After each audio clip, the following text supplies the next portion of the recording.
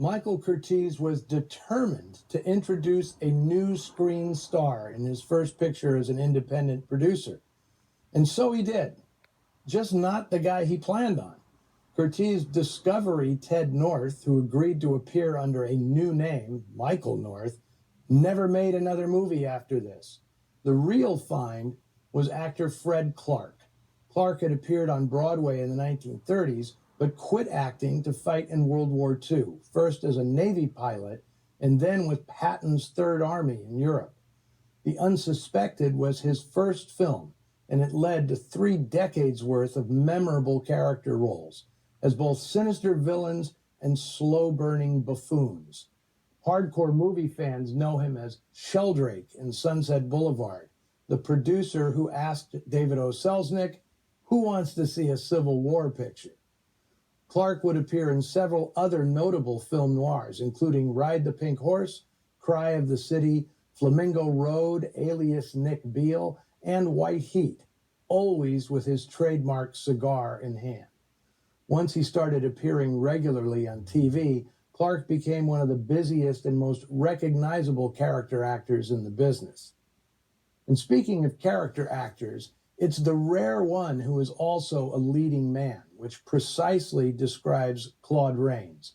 I can't think of another actor who so consistently moved between leading and supporting roles, probably because Rains thought of himself as an actor, not a star.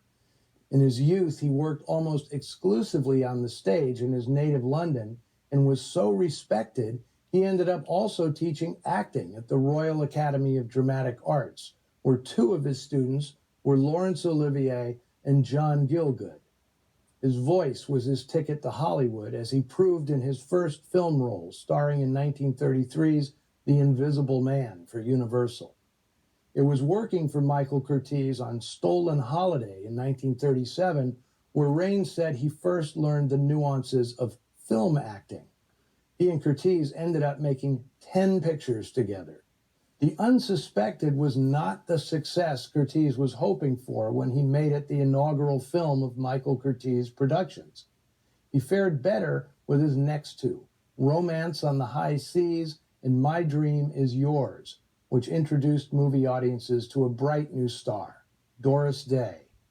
After making the noir-stained Flamingo Road with Joan Crawford, Curtiz decided to drop his own banner and returned to Warner Brothers, where he continued making excellent films through the 1950s, including King Creole, which could be considered Elvis noir. Charlotte Armstrong, the author of The Unsuspected, would soon be regarded as one of the best mystery writers in the business. 5 other Armstrong stories would be adapted to the screen, including Mischief, released by Fox in 1952 under the title Don't Bother to Knock, featuring perhaps Marilyn Monroe's best dramatic performance. Her short story, The Enemy, was turned into the 1952 MGM thriller Talk About a Stranger.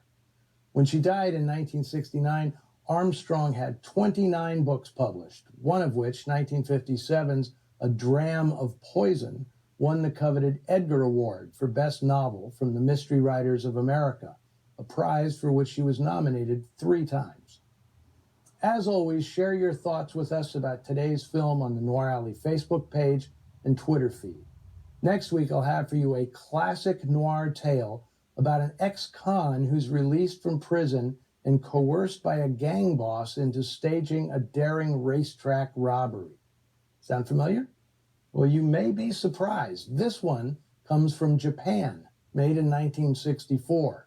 If you've never seen a Japanese crime movie, you are in for a treat. The inimitable action star Joe Shishido stars in Cruel Gun Story.